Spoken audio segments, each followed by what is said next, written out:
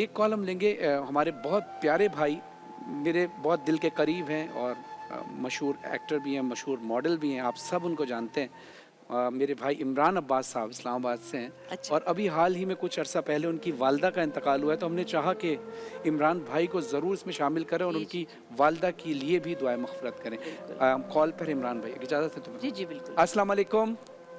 जी, अस्सलाम वालेकुम फरहान, क्या हाल है जी आपके? अस्सलाम वालेकुम इमरान भाई, कैसे हैं आप? ठीक ठाक हैं? बिल्कुल ठीक-ठाक, बिल्कुल ठीक-ठाक। आ, आज मेरी एक मुँह बोली माँ भी मेरे सामने नज़र आ रही है मुझे, वो भी बैठी हुई हैं। माशाअल्लाह तो शाहबाज, अस्सलाम वालेकुम। माशाअल्लाह। वालेकुम सलाम मेरी जान, कहाँ गायब हो? बस आपकी दुआओं में हूँ। नहीं, मैं देखती रहती हूँ माशाल्लाह। ये मेरे मैं बहुत कहती हूँ ये मेरे पहलोठी के बेटे हैं ना। बिल्कुल बिल्कुल। बल्कि आप तो इस वक्त अगर अब कहा जाए कि मदर ऑफ मीडिया तो आप हैं, आप हाँ, जब लेकिन से ये मम्मी जी मैं इनकी बहुत पुरानी अच्छा हूँ। अच्छा उसके अच्छा बाद 2-3 और भी हुए, लेकिन माशाल्लाह इनकी जगह अपनी है। माशाल्लाह माशाल्लाह, नहीं बहुत प्यार। कैसे हैं इमरान भाई?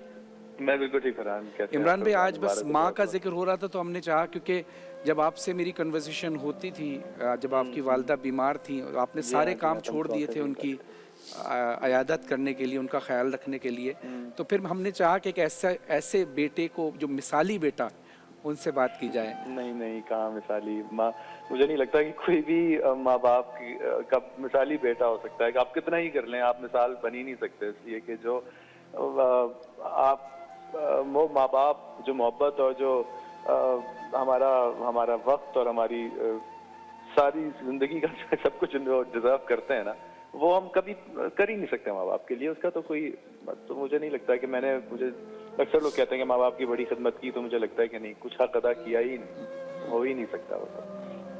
बिल्कुल लेकिन सही मुझे ये कह। याद है कि मैं आपका हमेशा फरहान एहसानमंद रहूँगा कि उन दिनों में मैं आपसे इन टच था जब मम्मी की तबीयत ख़राब थी, तो आप बहुत मुझसे मुसलसल आप इन टच रहे और दुआ करते रहे मम्मी की खैरियत के लिए। बल्कि हमारे एक अजीज़ हैं जो दुआ भी करते हैं और जो बहुत ज़्यादा आप जानते असद होंगे जैद उनको। साहब ने दुआ आपने ख़ास तौर पे उनको मेरे लिए इस्लामाबाद भेजा कराची से, तो मैं हमेशा आपका बहुत-बहुत एहसानमंद नहीं रहूँगा, नहीं, क्योंकि ज़िंदगी अब जितनी ऐसा लिखी थी वो तो अगर आप लिखी मुझे थी भाई लेकिन मानते तो फिर एहसान किस बात का? आपकी वालदा मेरी वालदा हुई, तो फिर ज़रूर ऐसा अल्लाह खुश कहने की रहे, ज़रूरत खुश नहीं रहे। है आपको। एहसान कुछ भी नहीं था, बस एक छोटा सा फ़र्ज़ था जो हमने अदा करने की कोशिश की। लेकिन उसके बाद ज़ाहिर है अल्लाह जिसे चाहता है, जब चाहता है अपने पास बुला लेता है। लेकिन अल्लाह अपने सबसे प्यारे लोगों को जल्दी बुला लेता है, और जो हाँ। अल्लाह के करीब ज़्यादा होता है, अल्लाह इम्तिहान भी उसी का लेता है। अब एहसास होता है इस बात का कि वाकई जो चले गए वो इस दुनिया से वो बड़े अच्छे रहे, क्योंकि यहाँ ये जो हम पीछे रह गए, ये एक अजीब सी जगह पे हम बाकी रह गए। असल जगह तो वही है जहाँ जाना है। और आप यकीन करेंगे, जब से पापा का इंतकाल हुआ था और मम्मी का सेम डेट 15 दिसंबर, अच्छा 1 साल का फर्क था, तो पापा की डेथ के बाद मैं हर रोज कब्रिस्तान जाता हूँ। मतलब कोई नागा नहीं करता। मैं इस्लामाबाद में जब भी होता हूँ मेरा बिला नागा, और मम्मी के बाद भी, तो वहाँ एहसास हुआ होता है जो आप कब्रिस्तान में जाते हैं कि असल जगह और असल आपका जो मकाम है वो यही है। और इतना वो आई ओपनिंग और इतना ज़्यादा एक अवेकनिंग आपको मिलती है और इतना ज़्यादा वो आपकी आंखें खुलती हैं इस जगह पे कि आपको लगता है कि आप इस दुनिया में सिर्फ वक्त ज़ाया कर रहे हैं। यहाँ तो कुछ बिल्कुल भी नहीं रखा हुआ। सही बात, सही बात। और यही हदीस रसूल सल्लल्लाहु अलैहि वसल्लम का ये मफ़हूम भी है कि ज़्यादा से ज़्यादा कब्रिस्तान जाया करो, इससे आशना हुआ करो, इससे घबराया ना करो। और हाँ, यही शुरू वो में मुझे भी मैं बहुत डरता था। एक बचपन में आपके खौफ होता है ना कि कब्रिस्तान के पास से गुजरना, या वो एक अजीब सा खौफ बैठा होता है आपके कब्रिस्तान के करीब किसी का घर होता है, आप वहाँ नहीं जाते। लेकिन अब तो लगता है कि वो इतनी सुकून देने वाली जगह है और इतनी खूबसूरत जगह है, क्योंकि हम सब ने वहीं लौट के उधर ही जाना है। बेशक। इमरान भाई, हमारी दुआ है कि आपकी वालदा को खुदा जवार रहमत में जगह अता फरमाए, आमीन। और आपको सेहत सबके के साथ वालिदैन लंबी उम्र दुनिया अता से जा फरमाए, चुके हैं, और सबके लिए आपके ये दुआ है।